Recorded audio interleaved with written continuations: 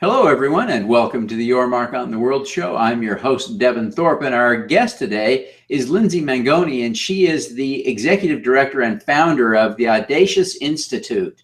Lindsey, welcome to the show. Thank you for having me, Devin.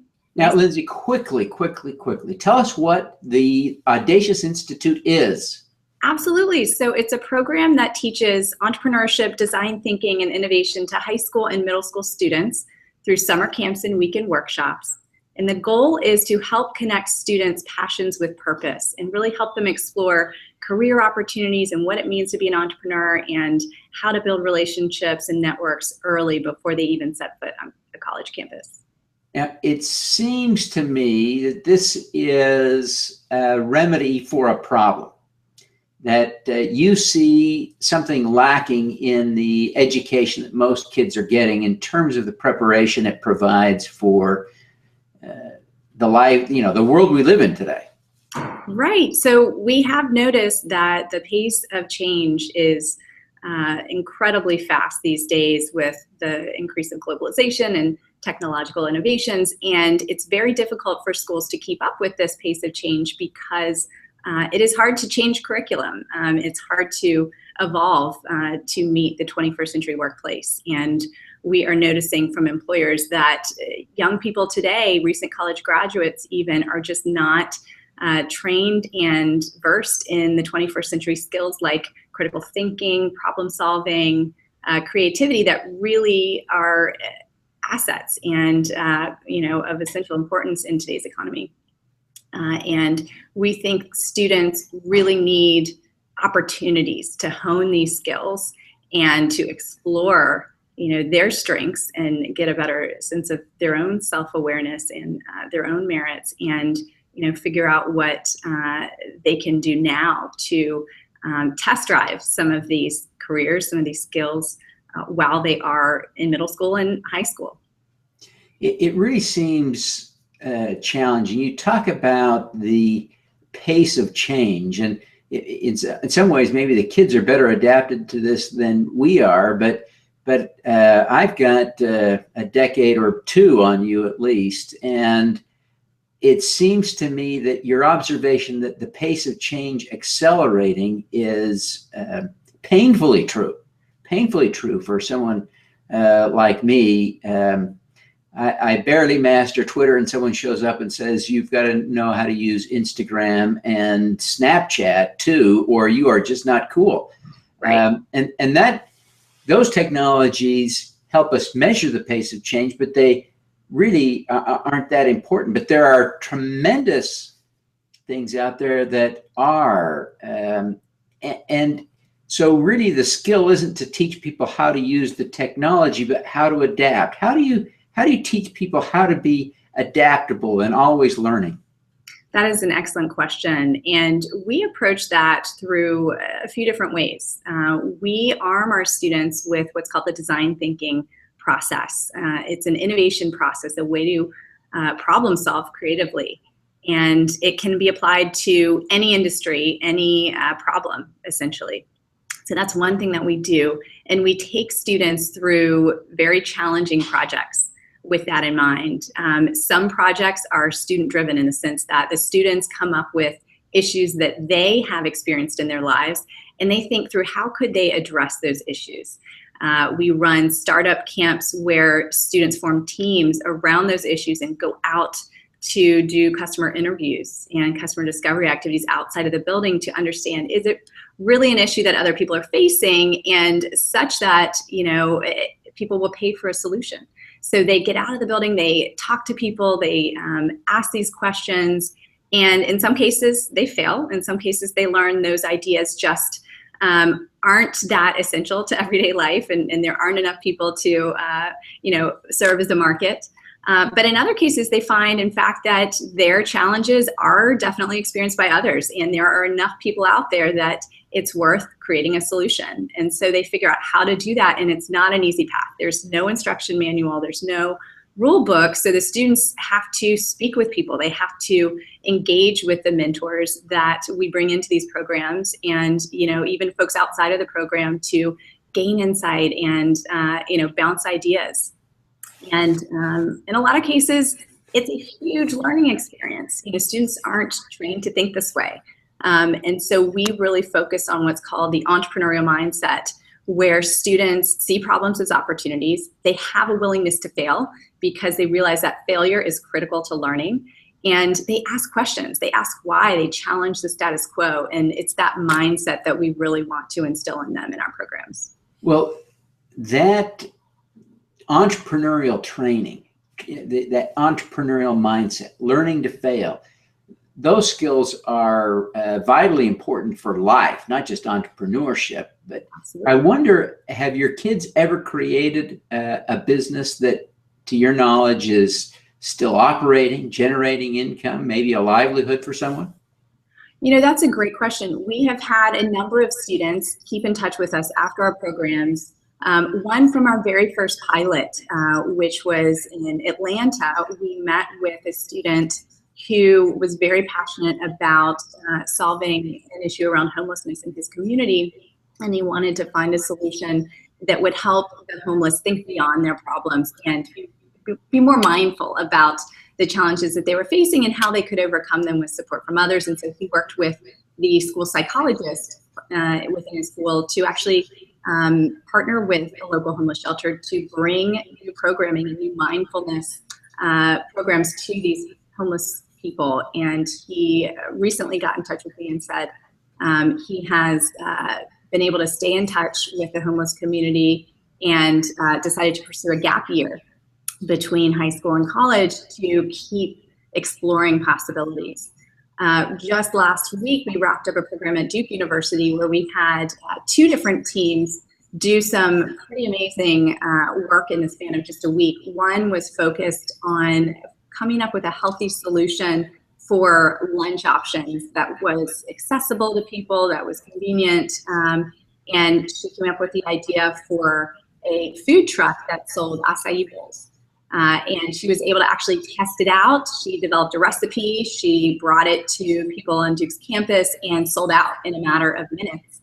And she was very confident in bringing this to life. And so that's something that she's going to be working on this summer. We're really happy for her in that respect. And then we had another team that was focused on the fact that junk removal can be a tedious process if you're going through spring cleaning and you're trying to find a way to get rid of the items in your home that you no longer need, but junk removal services that exist today happen to be pretty expensive. And couldn't there be somebody who might find value in those items? And let's find a way to match people who do have interest in collecting those items and make it a more cost-efficient transaction. And so they actually met with some of our mentors and judges through the program, and they're going to see what they can do to kick off the company later this summer. That's awesome. That's awesome. Now, Lindsey, the program is scaling up. Give us a sense of where you are, the progress you're making, and kind of what's going on, and maybe what's next. Sure. So to date, we've run almost 25 different programs, not just in Atlanta, Georgia, but Salt Lake City, Park City, Utah, Boston, Concord, New Hampshire. We actually have some programs going on right now in Havana, Cuba. And what's coming up next is a number of different programs in the Salt Lake area. We have a University of Utah partnership with the Lassonde Entrepreneur Institute there, and that's kicking off July 11th through 15th for high school students. So that'll be our 1-week essentially boot camp on how to launch a startup. And then the very following week, we will be in Park City at the Park City High School running a program for girls rising 8th through 10th graders to teach them about the entrepreneurial mindset and help them develop business concepts that they can launch. That's great. That's closest great. programs we have coming up next. So in the long term, what do you see happening with the Audacious Institute? What do you grow into? What do you become? And what is the impact of what you're doing? Sure. So we would love to find a way to double the number of entrepreneurs and change makers. That is our big, hairy, audacious goal. And we see a lot of partnership opportunities in the future to work with universities to run these types of programs over the summer, and also to work with public and private schools to bring this programming to their students so that we can develop more of a long-term relationship with students, so that they'll continue to build the mindset, they'll continue to pursue projects that help them cultivate these skills. We have done some programs in the past that have allowed us to partner with companies like Coca-Cola and Mohawk Industries and other global organizations that have innovation challenges that they're facing, and they want to bring in a group of high school students to see what these students can come up with. And in every case, the companies are always very impressed by what the students can accomplish in a very short amount of time, because they're not limited by, the status quo or the existing structures that you and I are limited by, for example. And so they bring in very fresh ideas, very creative thought processes, and we would love to find ways to continue to partner with people and organizations to bring more programming like that to our students.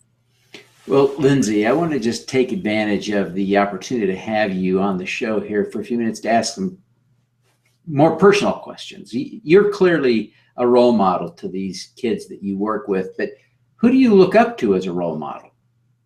That's a wonderful question. I have so many people in my life that have inspired me, but if I think back to when I was a middle school student myself, one person really stands out, and that was my 8th grade civics teacher, Randy Wright.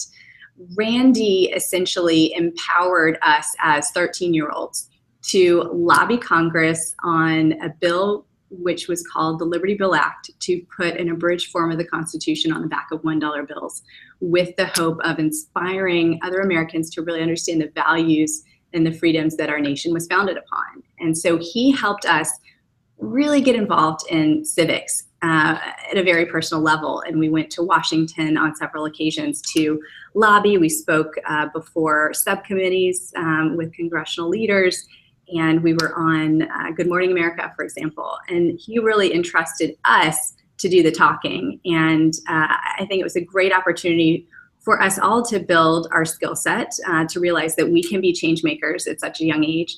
And, it inspired me to keep doing the types of things that I'm doing to see how I can affect change locally, nationally, globally, with youth in mind. And so he has been a real inspiration to me. Well, that's great. Now, as I look at the limitations of entrepreneurship or education today, right?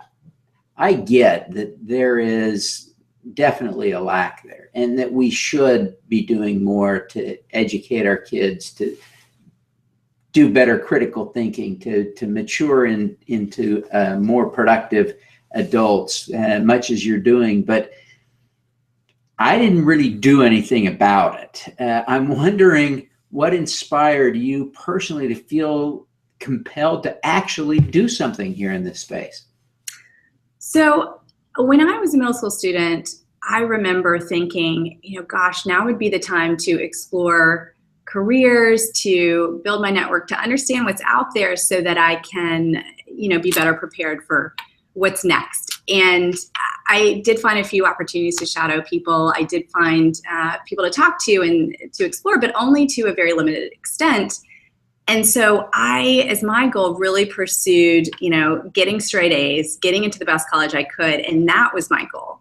In retrospect, I should have been thinking much further out. I should have been thinking about what really inspires me. What am I passionate about? How can I cultivate the skill set needed now to pursue those passions later and to make the most of my college experience? And instead, I focused on things that were much more generally focused. I studied business in undergrad and went on to be a consultant because I didn't know what I wanted to do. And I definitely learned some outstanding skills and great, built great relationships in the process. But thinking back, I would have loved to have been much more intentional. And so for me, starting this company was the opportunity to help middle school and high school students think more intentionally, get the opportunities and the exposure to people who can help impact them and help inspire them to pursue different things, and to build that mindset so that you are okay with failure. You're okay with putting yourself out there, trying challenging things so that you can really learn and figure out what you can do better and how you can pursue great things with the support of other people. So that really is the reason that I'm running this organization and trying to impact young people. That's great. Now, we like to ask all of our guests for an impact hack, some tip that would help us to do more good. What would be yours? So mentorship has also been very important to me throughout my career. And I would say, what I continue to do is find ways to mentor others and to be mentored, because I think that mentoring relationship is so valuable for both parties, even if it's, a casual conversation here and there. I think I would impart upon people, don't underestimate the value of a conversation and the opportunity to listen to somebody's story, understand them, learn from them, and share with them your own experience so that they can learn from you as well. Oh, fantastic. That's a great tip. Great impact hack. Now, Lindsey, before you go, please tell us how people can learn more about the Audacious Institute, how they can register, for instance, for the Salt Lake program at the University of Utah in a couple of weeks. Give us just a quick rundown on that. Sure. People can go to our website. That would be the easiest next step. And our website is the audaciousinstitute.com, audaciousinstitute.com. And there they can find our upcoming programs. That's also where they will find the links to register for those programs and then learn more about us, watch our videos, see what it's like a day in the life in our programs. Oh, fantastic. Well, Lindsey, thank you very much for taking the time to be with us today. We wish you every success in your effort to educate our today's youth and better prepare them for the fast-paced world that we live in today. Thank you, Devin. It's my pleasure to be on the show. I really appreciate it. All righty. Let's do some good.